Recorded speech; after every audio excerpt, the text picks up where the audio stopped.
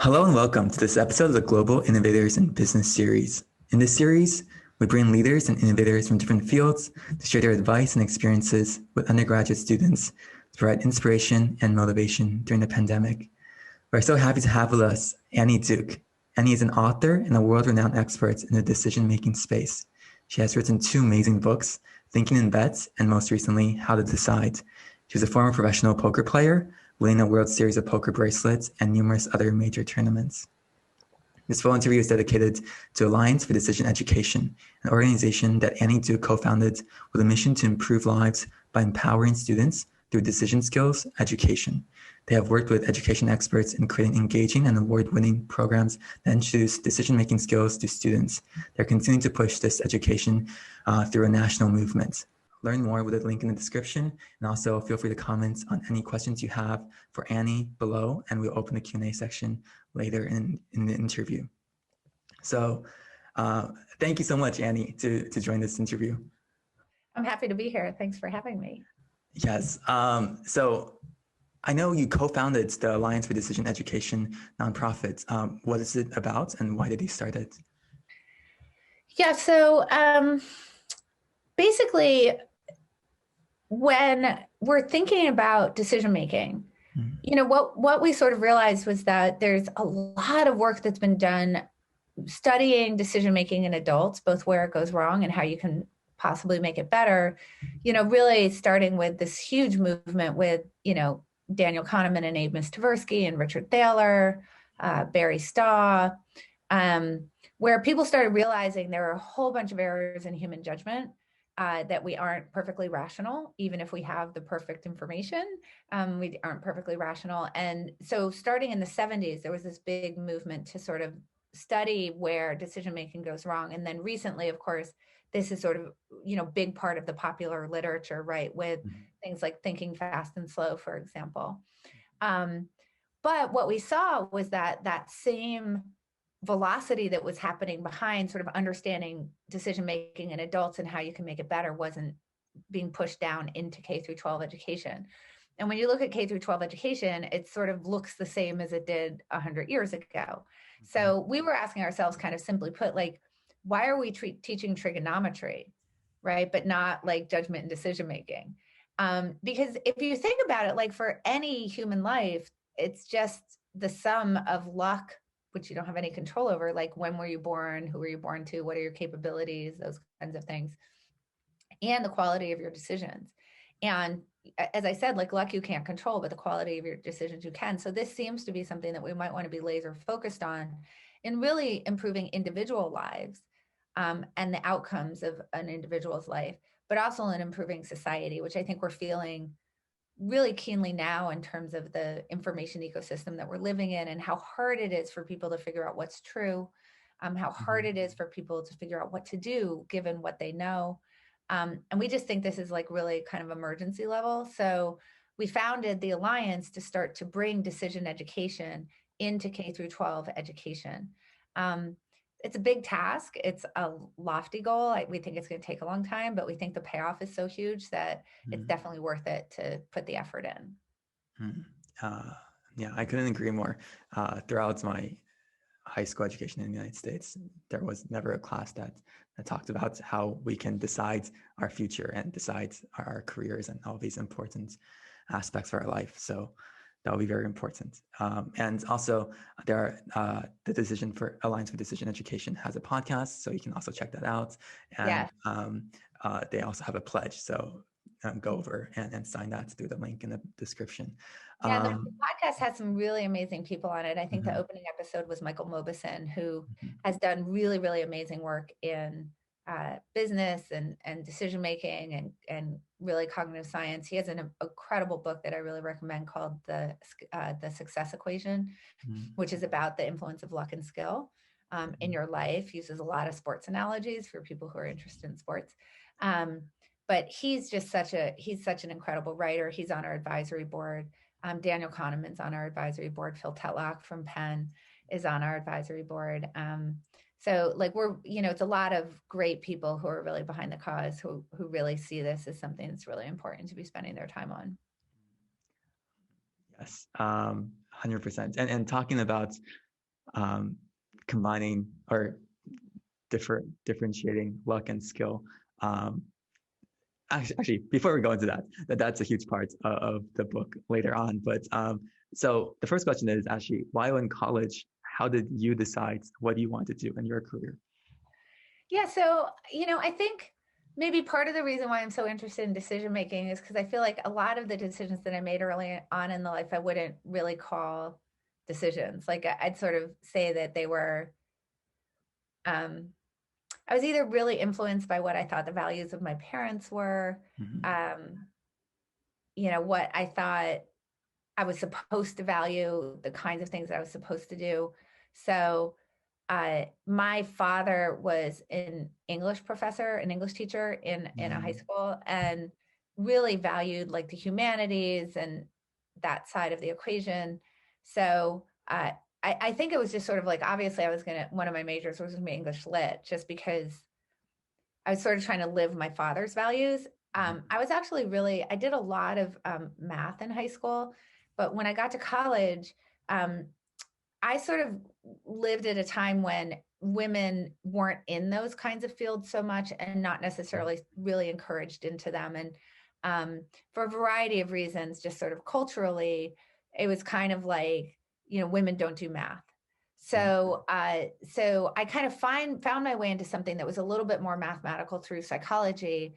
And that's kind of how I ended up there, because it was a way for me to sort of merge like the softer side of things with the more sciencey side that I really loved. And so that's sort of how I ended up on my double major. I think that if I had it to go back and do again, and I really thought through what was going to be really exciting for me, and fit in with what my talents were, I likely would have pursued something more directly math-like and maybe done that plus psychology, as opposed to have the English major. But I mean, not that I'm not happy for the English major.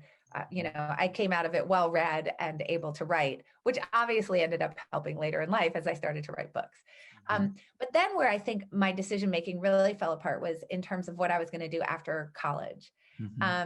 So I had been worked with a woman named Barbara Landau, who was a professor at Columbia, and I was her research assistant for like the whole 4 years that I was there. And I thought, well, I really love psychology and I love working with her, and so I want to keep doing this.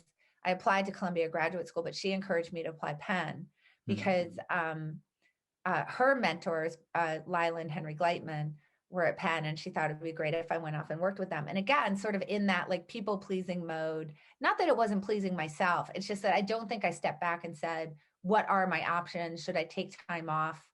Should I think about other things that I might want to do? Do I want to, explore things that are not psychology or whatever? I was just like, sounds good. Like I'm already on this path. I'll just go on that path. So I ended up at Penn Graduate School for 5 years. And it's interesting. It wasn't until like the very end, when I had been struggling with a stomach illness, that landed me in the hospital. And I was actually forced to take a year off, that I started exploring other options. And that's actually when I found poker. And I think that was such a huge lesson for me in that moment, that it took sort of something very external, forcing me to take time off to actually see it as like actively choosing what I wanted to do at that time. And then I took that lesson going forward. And I think that's part of the reason, that, and also just really facing down this big decision-making problem that poker's presenting, that got me to be super obsessed with that topic. I had studied it some when I was in graduate school, but I was more focused on language acquisition when I was in graduate school, although that obviously has to do with learning. But then judgment and decision making became like my real passion, that I feel like sort of merged everything, right? Like statistics and probability, which is really mathematical, and then like the psychological side of what I was doing, the kind of practical, real world investing, high stakes decision making that I was doing at poker. And then eventually I start writing about it, which sort of, I guess, pulls in that English major. So it all ended up working out, but I feel like I didn't start viewing things as an active decision until sort of later on. I guess the question I have is, do you think there is any merit to going with the flow and not thinking about these decisions as much? So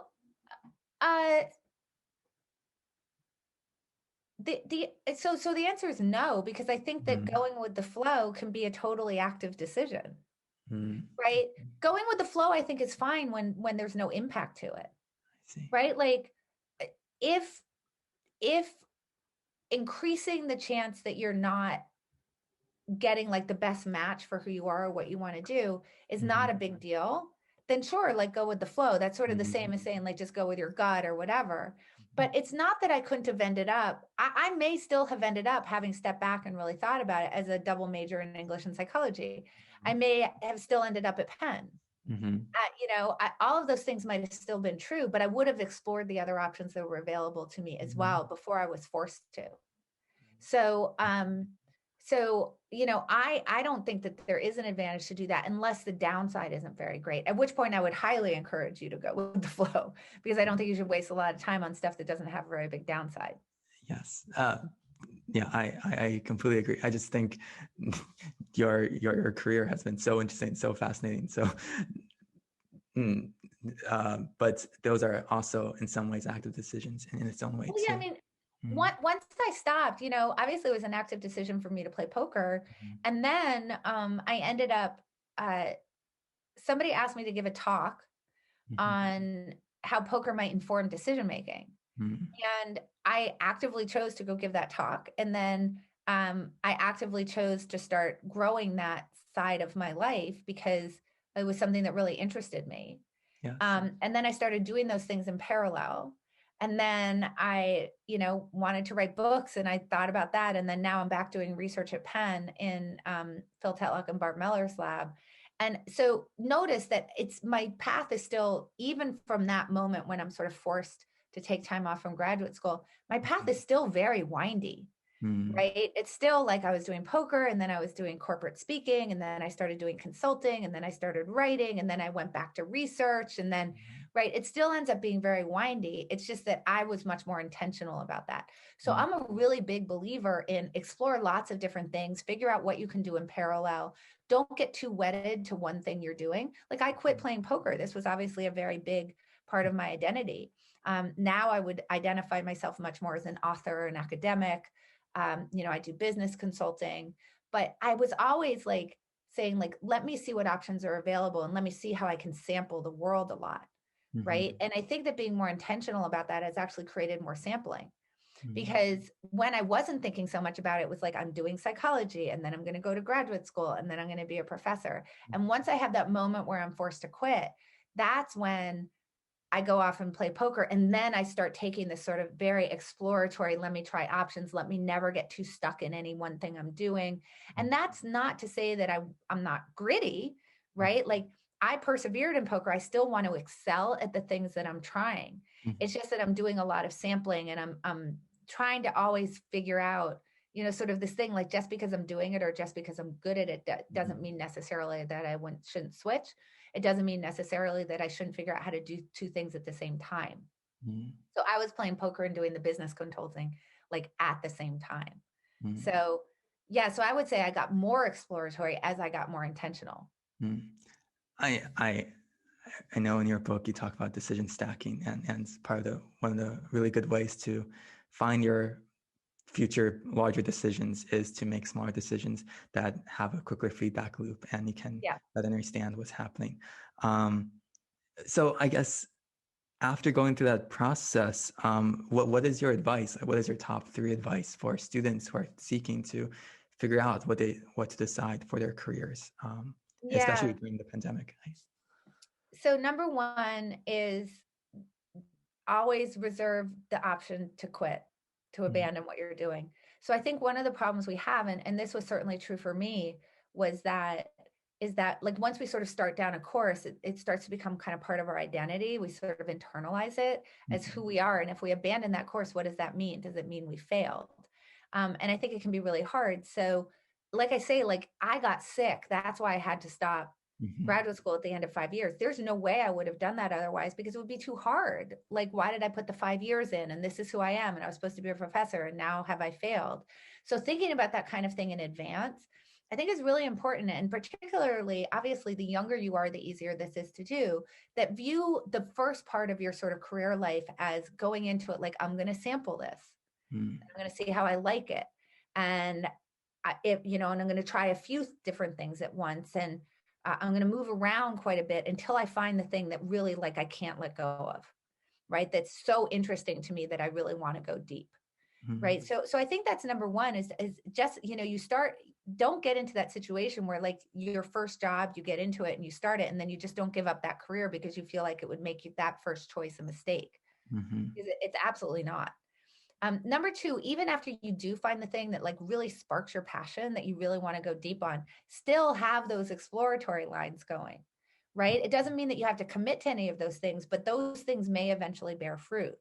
And that's true whether you're talking about like dating or like your career advice, right? Or even like, when you're taking classes as much as you can, like take classes outside of your major, like develop, start sampling other things that might be of interest to you.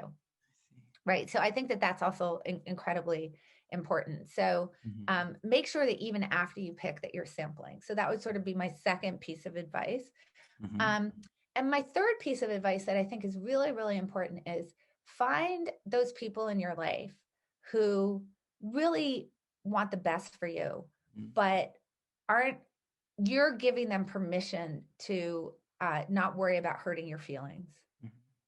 And the reason for that is that I think, and we sort of can all feel this when we watch our friends, is that we don't always see ourselves that clearly, right? When your friends are doing something stupid or, picking like a job or staying in a class or staying in a major or whatever, that you can just tell, like, what are you doing? Yes. Right? You should stop. We can see that really clearly in other people, but we can't necessarily see that in ourselves really well. So I think it's really important to find those really great outside advisors and say to them, don't worry about hurting my feelings. Like, you're here to give me the truth. And your expression of how much you love me is to really advise me in a way where you're not concerned about, is this going to hurt my feelings? Because I want to know what the right thing to do is. And I've been really lucky to have a lot of different people like that in my life. And if you can start to develop those kind of outside advisors who are more objective that you can go to for advice earlier on in life, you're going to be a lot better off. Yeah, I love that advice. And also, so number one is be able to quit after you make the decision. Secondly, be able to have Keep it it longer. short.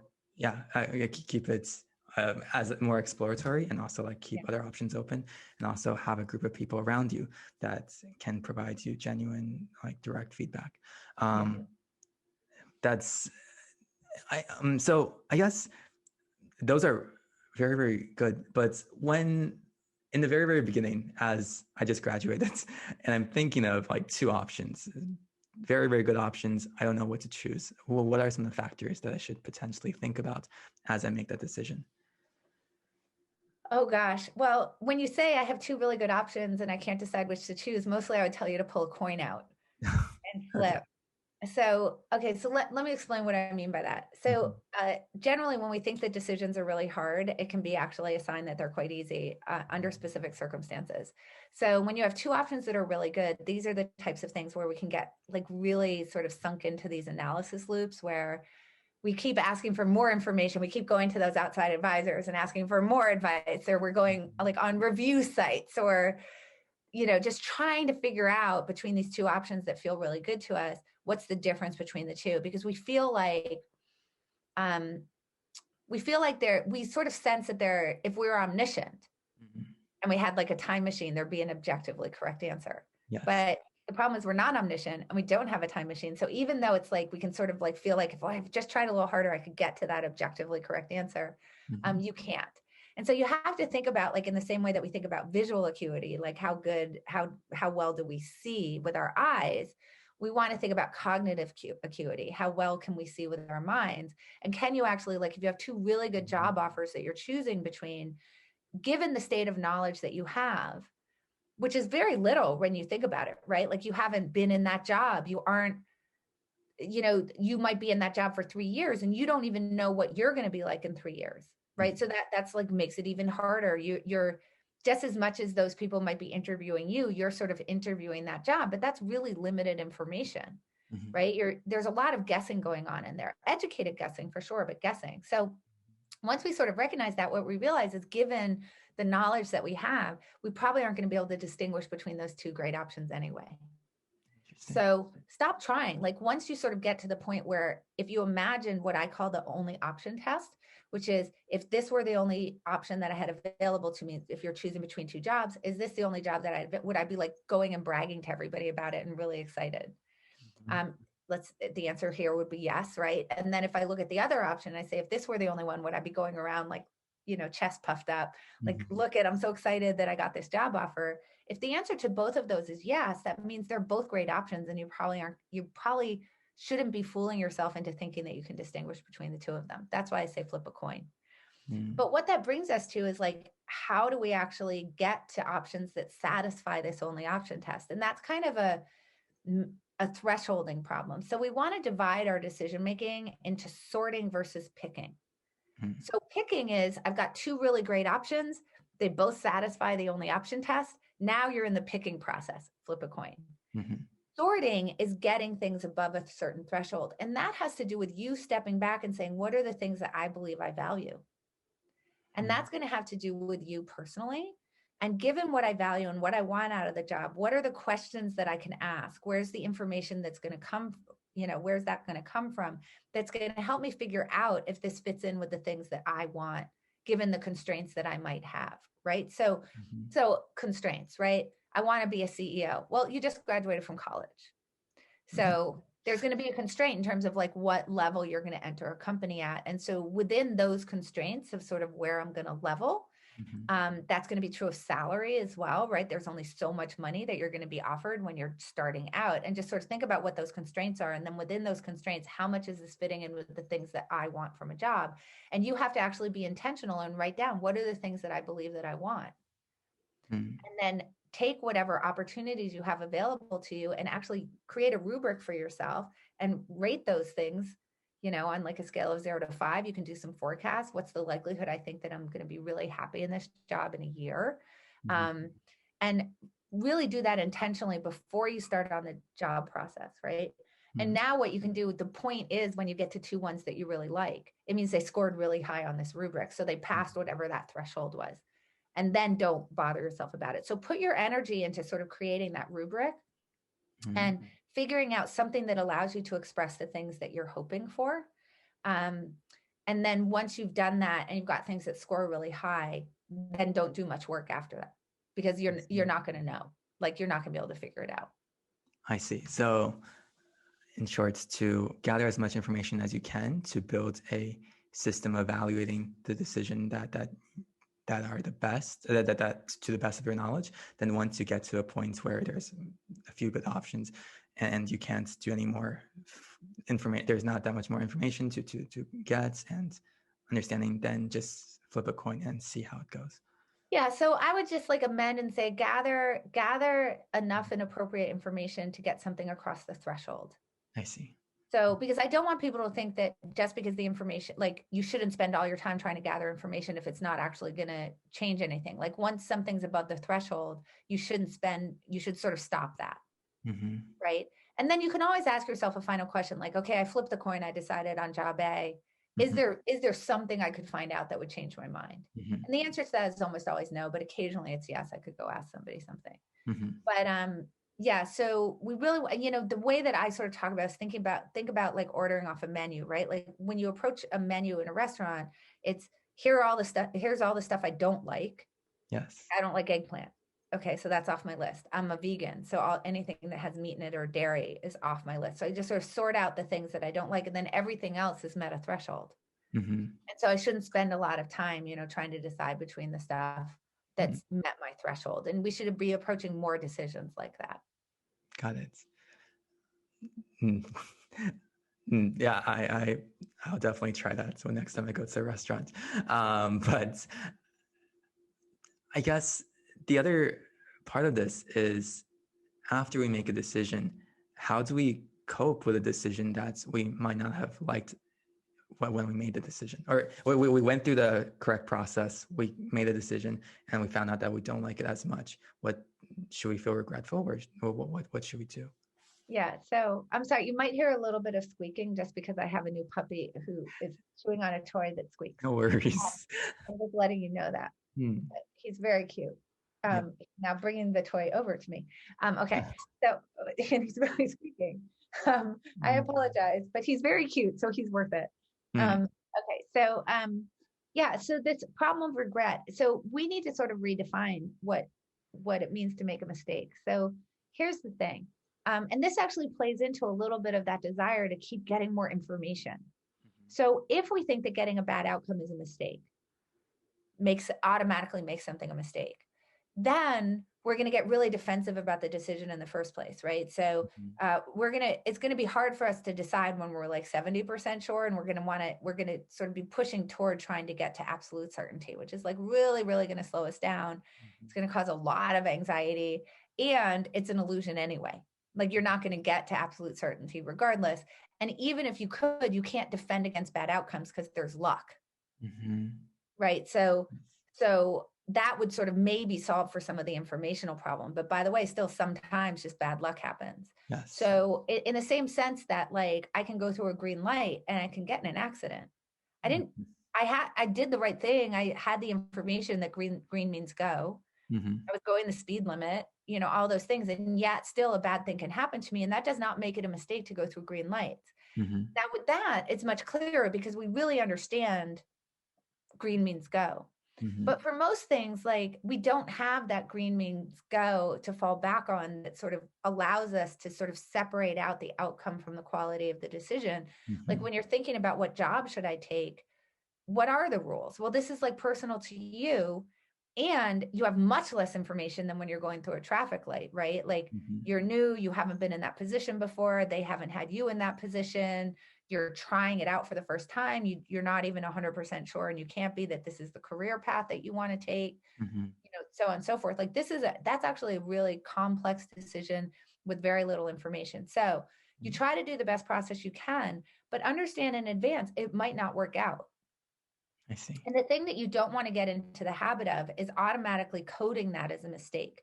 In the same way, like I was trying to decide between two dishes on a restaurant menu, like the chicken or the fish, and I got the chicken, and then I'm like, oh, that was a mistake. What are you Hmm. talking about? How could that be a mistake? There were two things that you liked just fine, and you hadn't tasted the dish yet. You Hmm. couldn't know until it came to you that you weren't going to like it, right? Hmm. But we automatically say those things are mistakes, and that really hangs us up.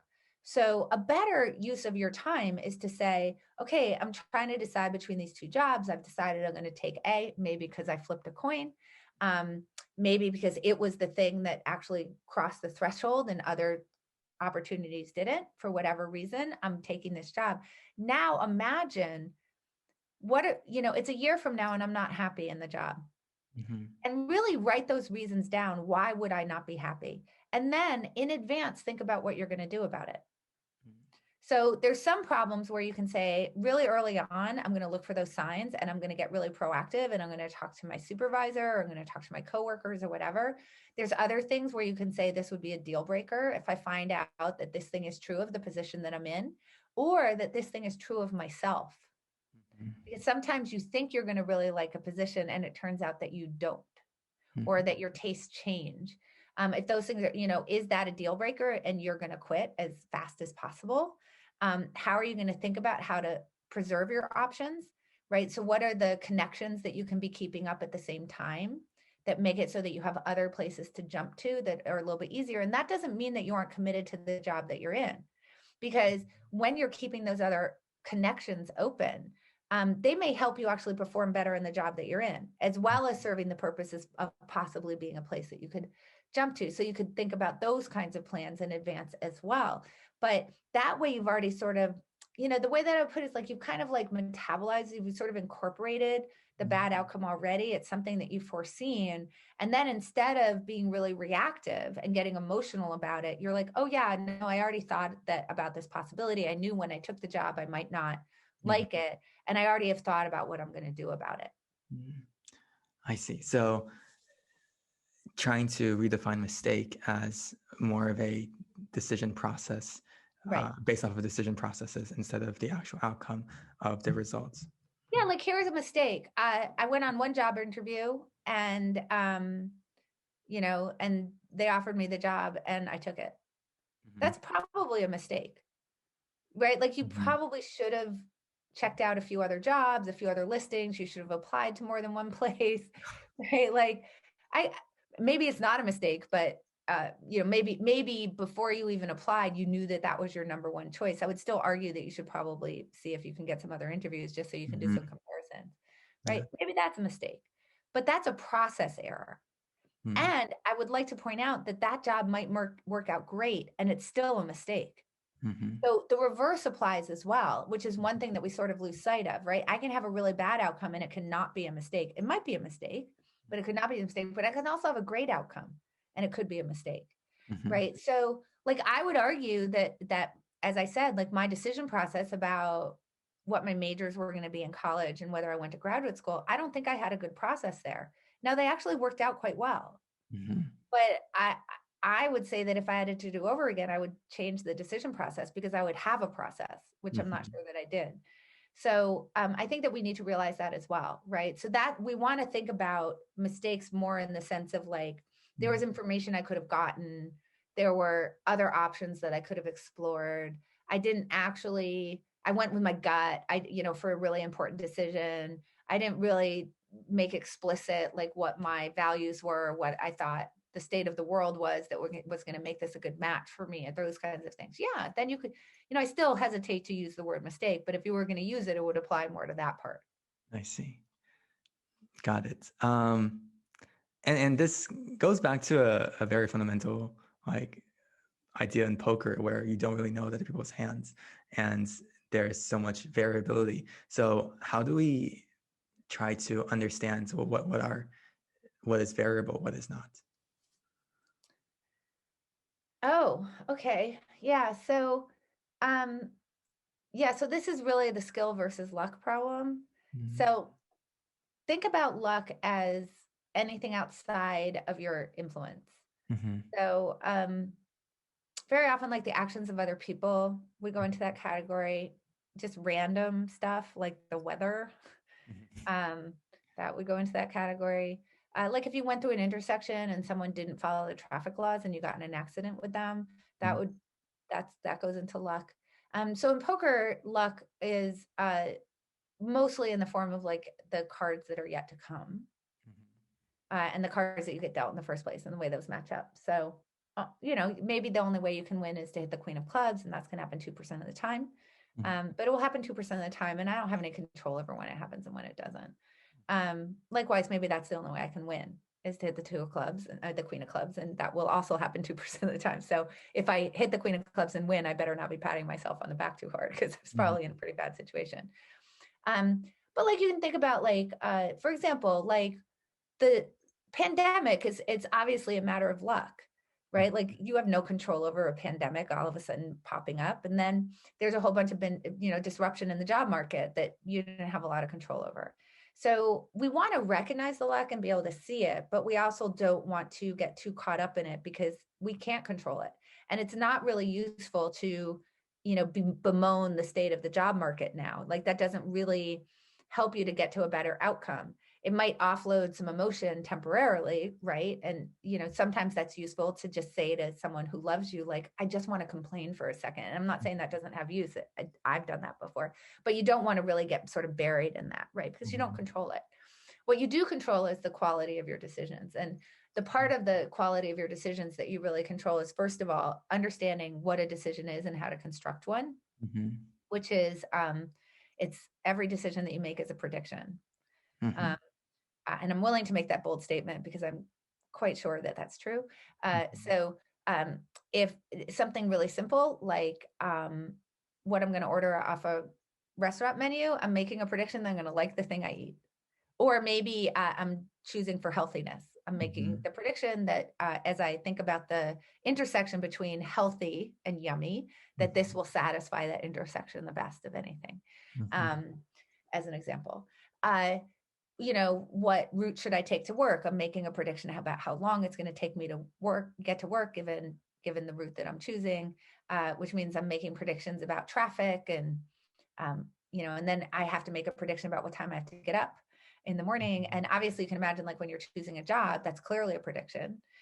about what's going to sort of get you what you want in the future. So that's the first thing. It's like we have to recognize that decisions are predictions and we need to treat them as such, which means we need to think about what do we believe is true of the world.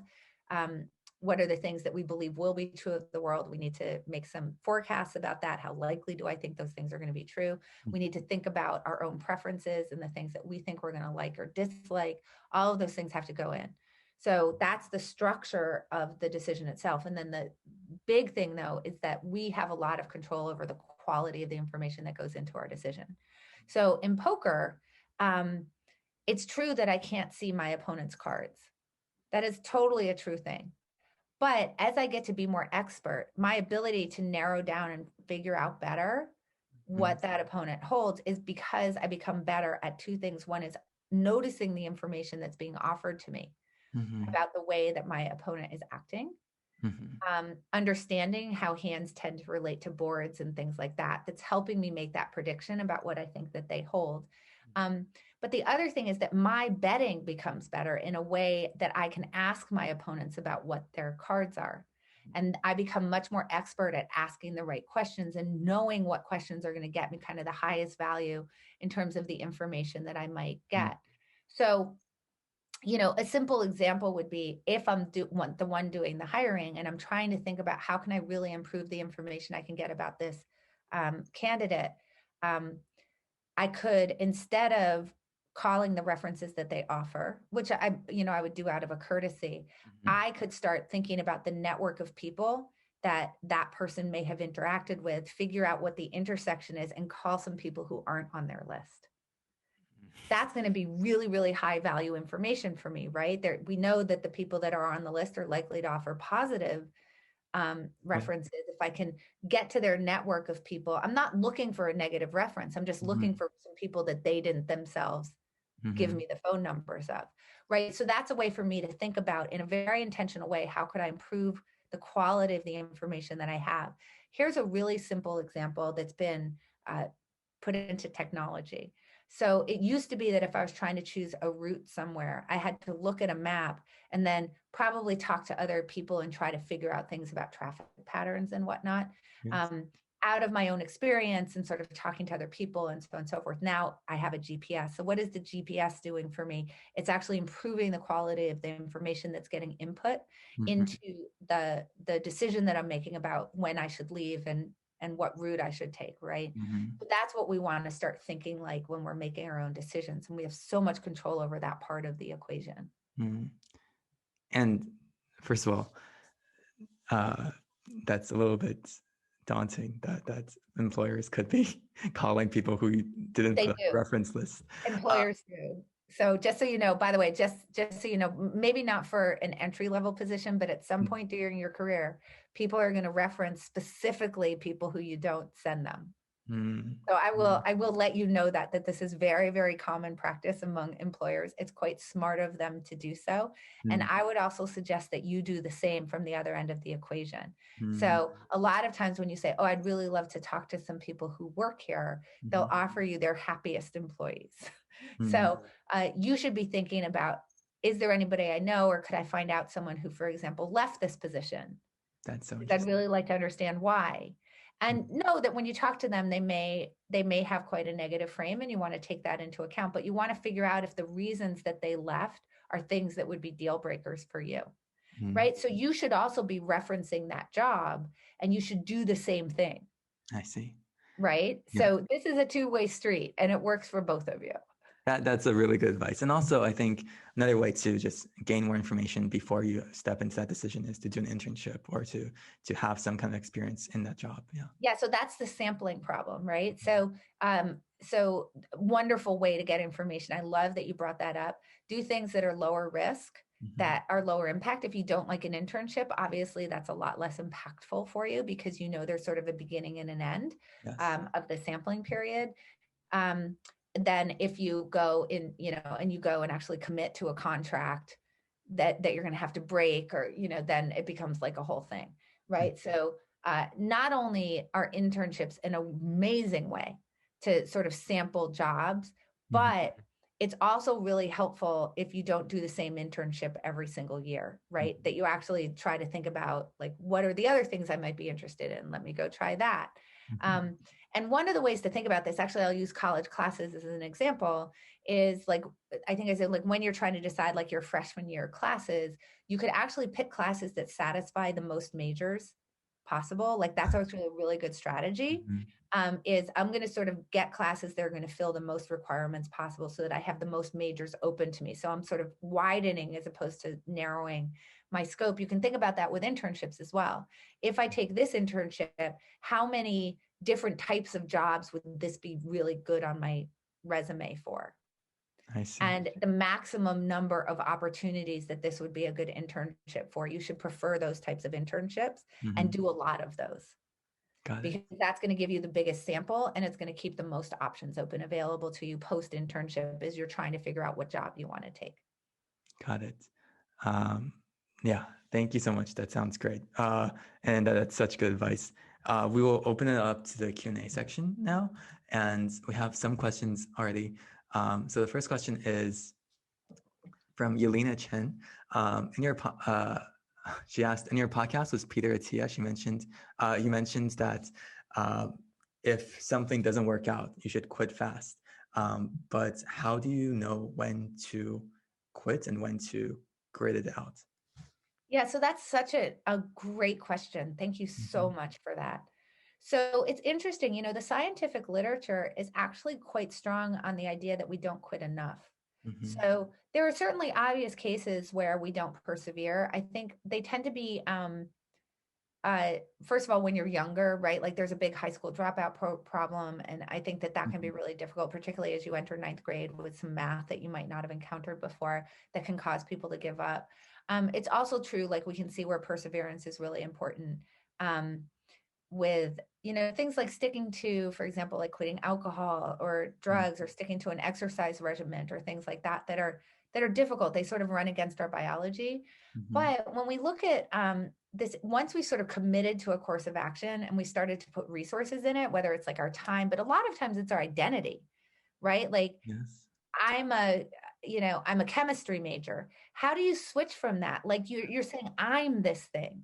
Yes. And that becomes really, really hard.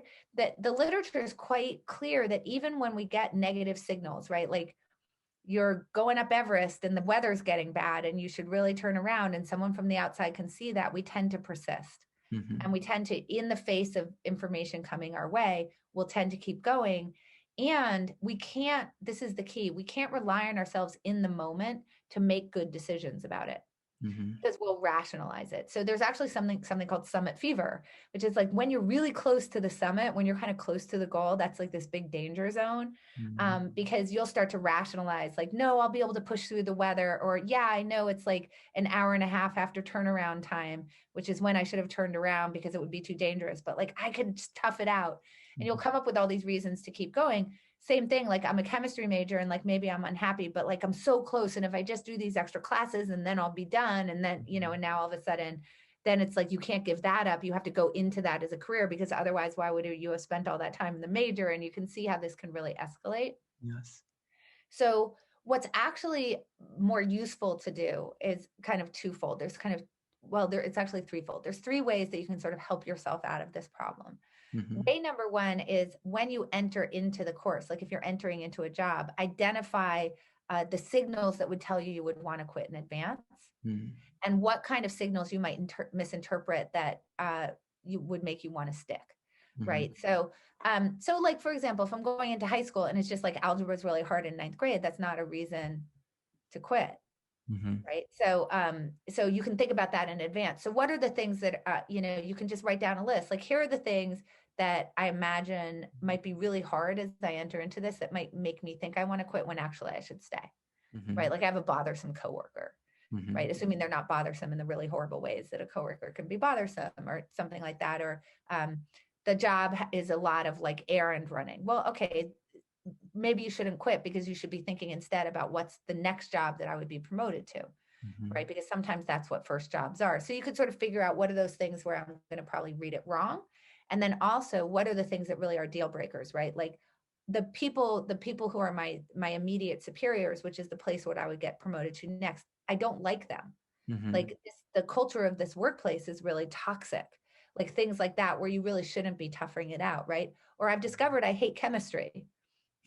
Right.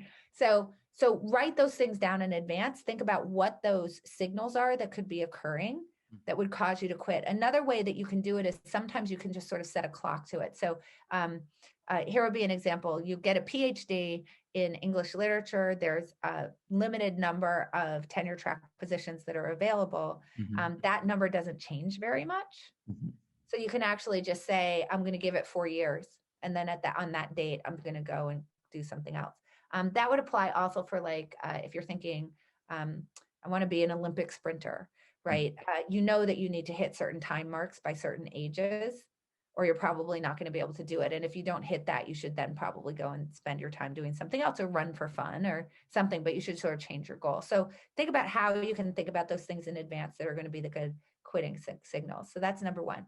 Number two is really focus on decision quality, like process as opposed to outcome, right? So pay less attention to when outcomes are bad. Now, why would you say that? Why shouldn't you pay attention to a bad outcome? Won't that make you quit? Well, this is where the things get really weird. That's actually what makes you escalate your commitment. So it turns out that when we get bad signals, we'll tend to double down and we'll keep going in order to sort of try to save the day or save our identity. So start getting focused on making good choices by process and stop viewing bad outcomes as mistakes, because that's actually part of the problem that gets us to not quit enough. I know that's counterintuitive, but that it's very well documented in the science. And then the third thing is basically what I said to you: find someone who really loves you, but isn't worried about hurting your feelings. Right? Like that's something that Daniel Kahneman told me that I really kind of carried with me. Is that if you can find that person, they're going to help you figure out when you should switch, and it's going to be so much better for you. I see. On the idea of signals, and there's 2 small points. I tried to become, during the summer, I tried to try out TikTok, and I made a goal of within 2 weeks, if I could get a certain number of followers, I would continue creating content on TikTok, and if I couldn't, I would stop. And it was a disaster, but I realized that was a good quitting point, and I created a signal that allowed me to do that.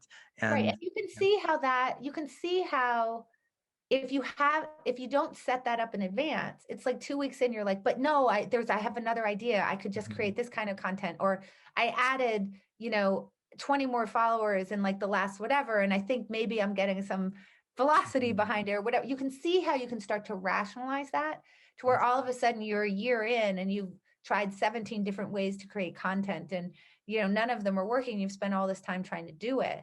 Because you didn't in advance think about what are the benchmarks, like what kind of thresholds do I need to meet? And if I don't meet those, I'm just going to be done and I'm going to go spend my time doing something else, which would be more fruitful. So we really want to be careful about continuing to throw resources after losing courses of action.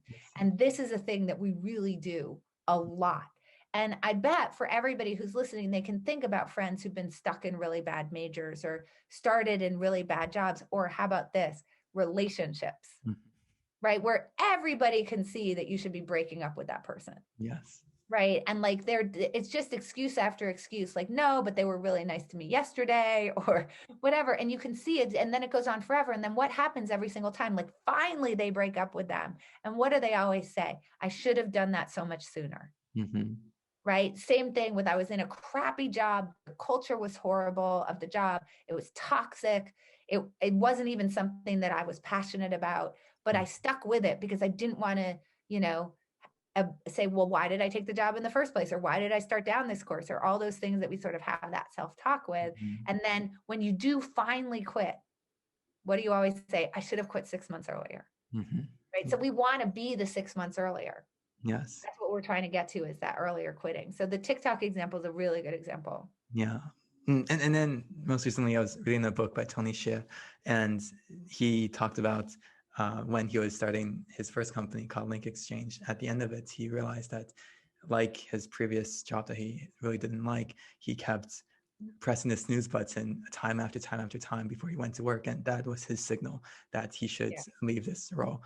So everybody, those are just some examples, but there are so many ways that you can mentally see what is the best signal for you. Yeah, exactly. And then the next question is, in poker, there's this term called all in.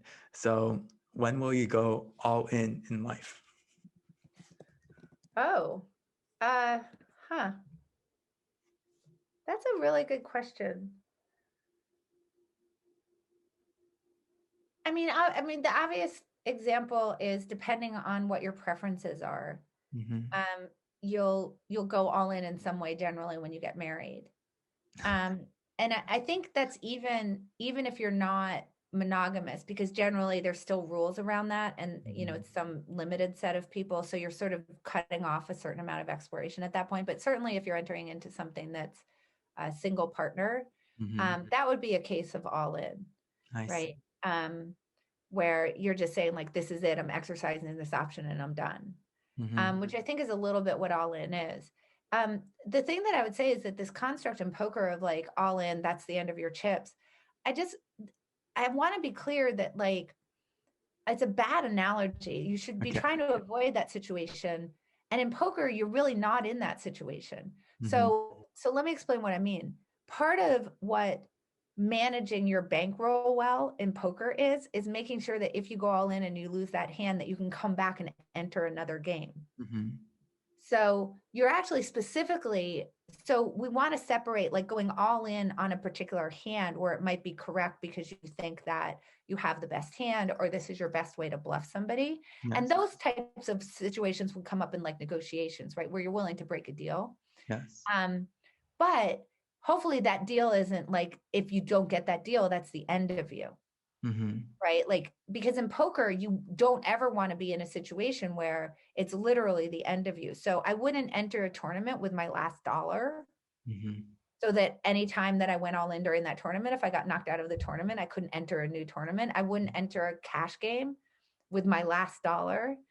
So you're actually trying to make sure that you can come back and play again. So we want to think about the difference between all in sort of in life, right? Where if you lose, it's actually an existential threat. Really good to avoid those situations. But you can think very clearly about how to imagine, using this kind of all-in play, like in a negotiation, for example. So, and that actually plays to the idea of not being all in. If I have lots of options available to me, I can negotiate as hard as I want on a single option because I have other options I can go and do. Yes. It actually puts me into a much better place in terms of the ability to go all in on the things that I want and say my way or the highway, right? Like, these are the things I want. These are the things that I choose to have for myself. And if you don't take it, that's fine. Because I actually have preserved other options available to me. And that's what you're doing in poker, is managing that ability. And the other thing is, what's really nice is that actually circles back, because part of being a great poker player is that you have to have the option to go all in sometimes. And you won't use that option if it's your last dollar. So it'll actually prevent you from playing well. So that's a lot of why we don't really want to be doing that. But I would definitely say, like, if you're entering into a single partner relationship, that would be kind of a version of all in. Got it. Yes. And then the last question is, going into the future, especially with uncertain aspects like the pandemic, what is your last words for students and to navigate the situation and find their path forwards? Yeah. Well, first of all, I think get ready for the roaring 20s. There's a lot of pent up consumer demand. So, it's one of these things where I think it's, I know, because I had a son who graduated this year. It's been really sucky for him, right? Like graduating into the pandemic is, I can't even imagine. I know you're in that situation as well, and it's been quite difficult for him. Whereas people who are graduating in like 2 years, it's going to be a really different story, right? Assuming that we get the pandemic under control. Let's hope that that's the case. Yes. Because there is so much pent up consumer demand, and one assumes that, you're going to, after these kinds of situations, you tend to see economies kind of explode, explode in the good sense of the word, not the bad sense of the word. But But I think that what just in terms of advice, what I would say is like, just realize the situation right now is temporary and there is opportunity to be had in it. Mhm. You know, sometimes it's not bad to have the path that you thought you were supposed to go on disrupted. And Mhm. obviously it can be really bad. I just want to be clear about that. Mhm. But I don't think that I think that we need to be careful about um, feeling like we're not doing a service to the severity of the suffering that's come from the pandemic Mhm. by also seeing silver linings. And I think that both of those things can exist at the same time. And I think this has been a place where people can really explore what they like and what they don't like. And you should take that opportunity to do that. Um, Mhm. to start thinking about, for example, do you want to live in the same place that you work? That's not, I think, something that would have been available as an option to explore until this year. But I think Mhm. that post pandemic, that's going to be something you can think about, Mhm. right? Do I want to apply to something that's very remote because I'm not sure that it's going to be a requirement for me to live where I work? Yes. So, you know, start to think about that. Um, you know, take the time to figure out, if I what how can I maximize the options that are available to me after the pandemic. So take some time to do some real Mhm. exploration. Take classes, take extra classes even if you've already graduated. Try to figure out, well, for example, like if I'm really having trouble finding a job right now, figure out what you need to do in terms of the money, which might be like gig work or whatever, but Mhm. offer your services to somebody for free who you think would be a really good resume builder, right? So start Right. really thinking about what's going to get me to where I want to go in the future and start to rethink how you think about jobs and work and that kind of thing. And also rethink what your own values are. But take the lesson from this that you should always be thinking ahead and always have lots of options because you don't know when things like this are going to happen again. Mhm. And we tend to overestimate how stable the world is, and we tend to overestimate how much control we have over the future. And hopefully, this is a lesson that you will take with you in your life, not to make you fearful Mhm. and to make you take less risk, but actually, in some ways, to make you take more in terms of how flexible you're willing to be in terms of what you sort of think about yourself and what your options are. Mhm. That's so interesting. Always be flexible and make sure that you're keeping the options open Yeah. just in case something like this or something else ever happens. Thank you so much, Annie. This has been such a pleasure. It's a dream come true to interview you.